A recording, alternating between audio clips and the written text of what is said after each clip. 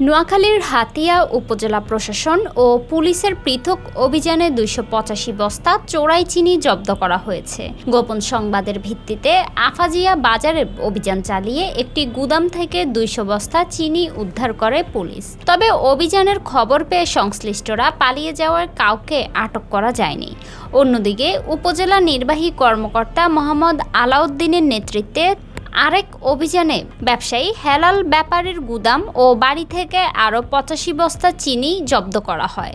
জব্দ করা চিনিগুলো প্রশাসনের হেফাজতে রাখা হয়েছে এবং জড়িতদের বিরুদ্ধে আইনগত ব্যবস্থা নেওয়া হবে বলে জানানো হয়।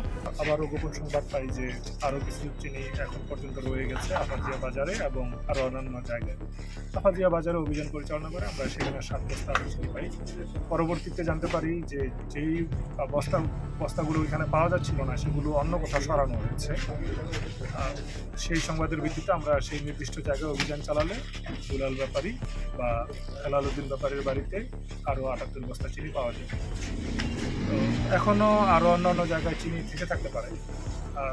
সঠিক ইনফরমেশন পেলে আমরা অভিযান পরিচালনা করব। ধন্যবাদ।